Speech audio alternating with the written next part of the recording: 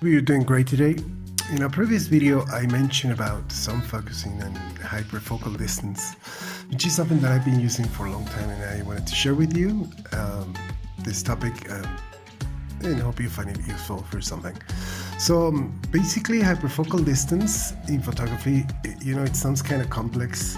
However, it really isn't. It's basically very simple. And with the right definition and examples, I'm sure you'll be able to get it pretty easily. So hyperfocal distance can be defined as the distance you must focus to reach the maximum depth of field in your images. The hyperfocal distance is important because everything from half the hyperfocal distance out to infinity is going to be sharp or acceptably sharp. When focusing on a given point in a scene, there are usually areas in front and past the point of focus that are significantly less sharp. While capturing some blur can sometimes be your intention, we usually want as much of the scene to be in focus as possible. So just, in landscape photography, that's what I do all the time. Another very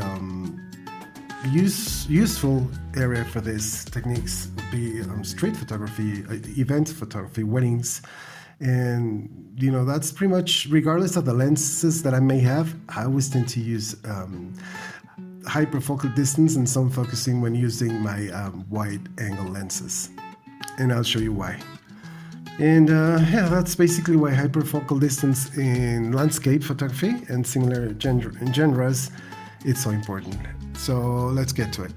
In some lenses you find these numbers. Some of you may know what they are for, some of you don't.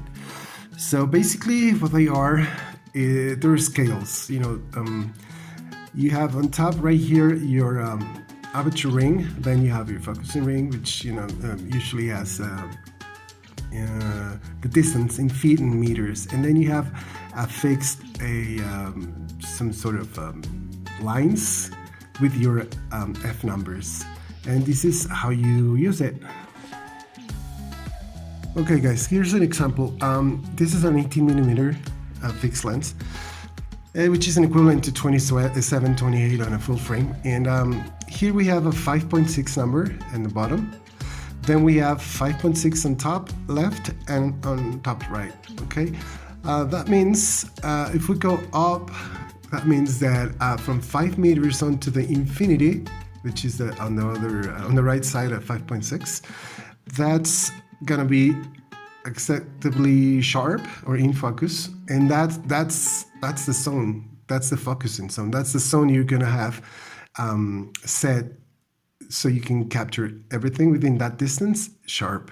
Now there's a green line right there, you see it, and it says 10 or 30. That means I'm focusing on my subject is at 10 meters. So the hyperfocal distance will bring from 10 meters till 5 meters from me, everything sharp, and from 10 meters to the infinity, the same. So that's the area you want to focus at. So you bring some of that focus zone towards you and all the way to the infinity. And that's what these numbers are for. These scales are for this. So it's very simple, as you can tell. All you got to do is make sure you set your focus distance so you can find the hyperfocal. Okay, and I never use this technique below 5.6 because it gets complicated. It gets shallower. The depth of field gets shallower. Say at 4, this distance will be reduced.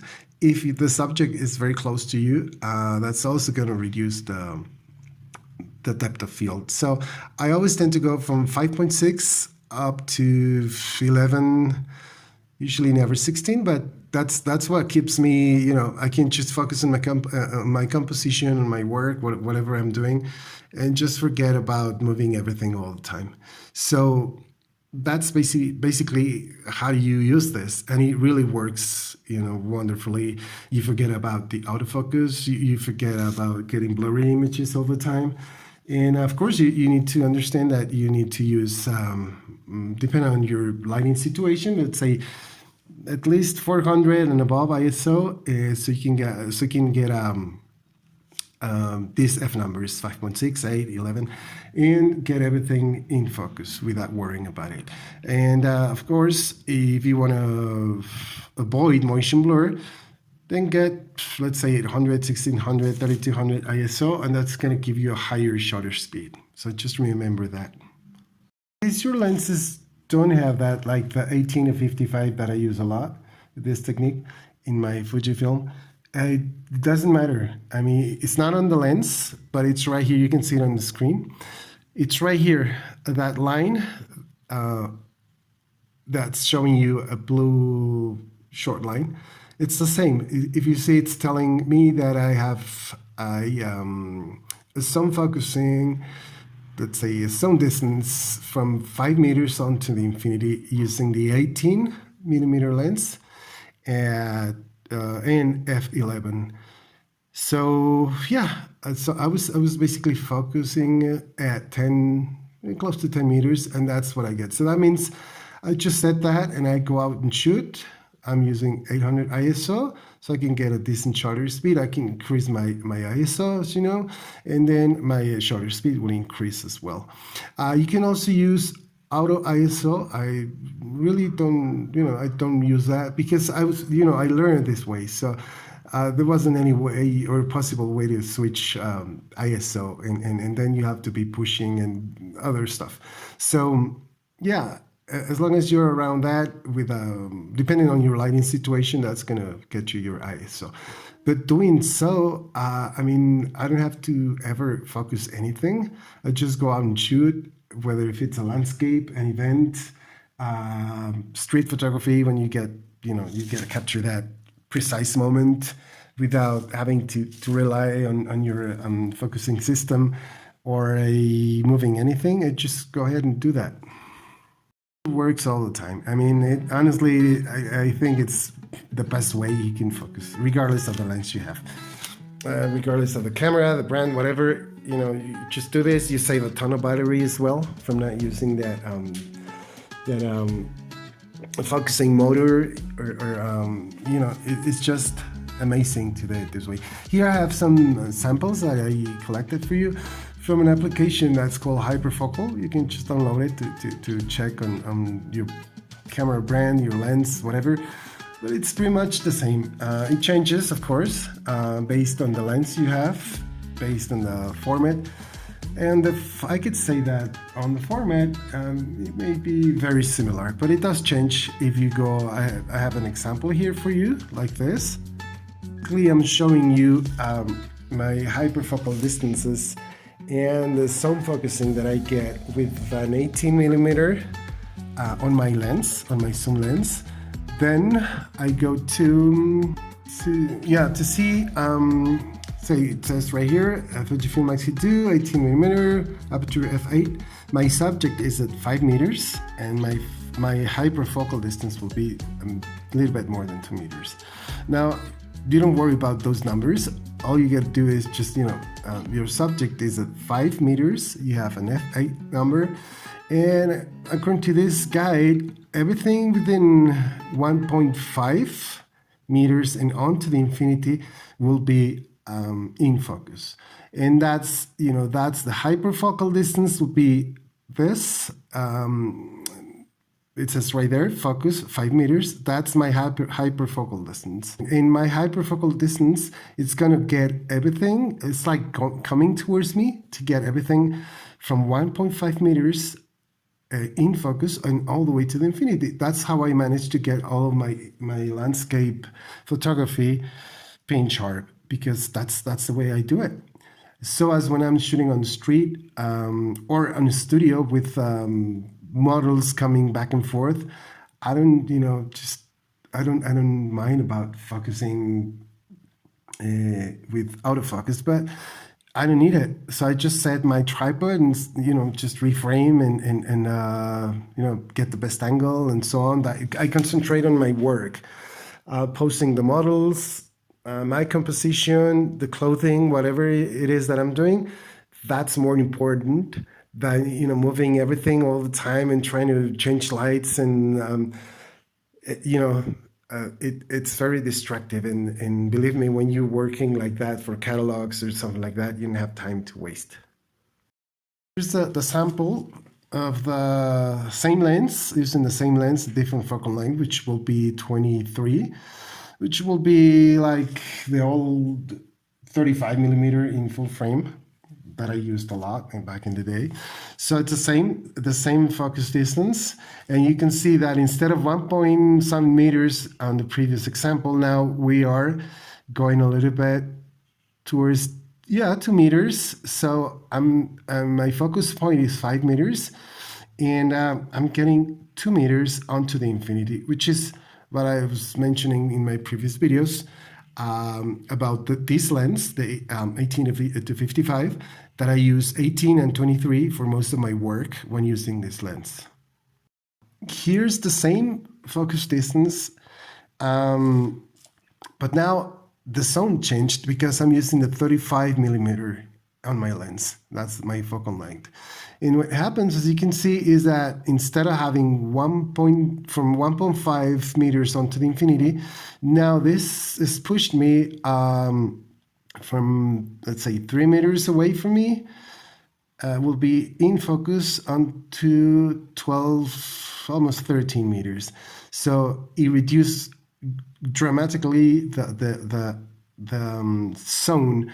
I can use it for, you have what, almost 10 meters, so you can pretty much use it, but it's not the same. As you can see, it's not the same. And yeah, sure, you can use it in certain situations, but you got to be aware of that, because the zone that you have in focus will be, say, from 3 meters onto 12. That's a fair amount. You could do that.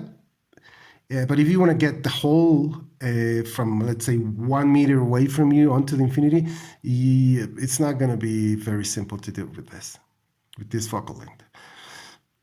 As for the 55, which is the end of my zoom, my 18 to 55, you can see here that I'm not changing my subject distance, my focus distance. And with this focal length, I'm getting from 4 meters away from me onto 6, a little bit less, 6.6 meters.